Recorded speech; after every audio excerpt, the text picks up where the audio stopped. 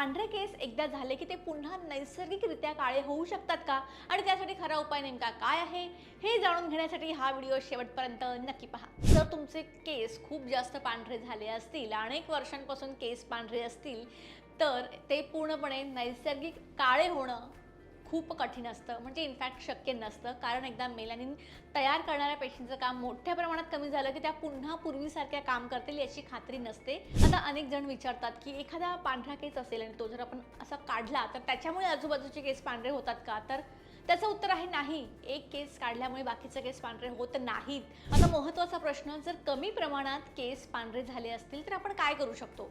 सगळ्यात आधी तर तुमच्या शरीरामध्ये vitamin B12, vitamin D, iron, folate आणि झिंकची कमतरता तर नाहीये ना, ते आधी चेक करून घ्या।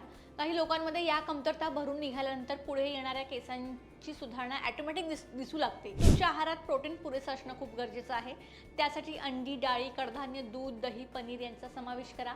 हिरव्या पालेभाज्या, बीट, खजूर, तीळ, सुकामेवा, भोपळ्याच्या बिया, फळं आणि भाज्या नियमित खा। आता घरगुती उपायांबद्दल जर सांगायचं झालं तर असा एकही घरगुती उपाय नाही जो सायंटिफिकली सिद्ध झाला आहे की तो पांढरे केस पुन्हा काळे करतो। पण काही उपाय केसांचं आरोग्य टिकवण्यासाठी नक्कीच हेल्प करतात, जसं की खोबरेल तेलामध्ये कढीपत्ता उकळून मसाज करणं, आवळ्याचा वापर करणं किंवा आवळा खाणं। तसंच मेहंदी आणि आवळ्याचा हेअर पॅक वापरल्यामुळे थोडा नैसर्गिक रंग आपल्याला मिळू शकतो। पण हे उपाय 100% पांढरे केस काळे करतील अशी अपेक्षा ठेवू नका। आता यावरच्या ट्रीटमेंट्सबद्दल बोलूयात। जर तुमचे केस बऱ्याच प्रमाणात पांढरे झाले असतील तर सर्वात प्रॅक्टिकल उपाय म्हणजे हेअर कलर, टचअप किंवा प्रोफेशनल हेअर कलरिंग।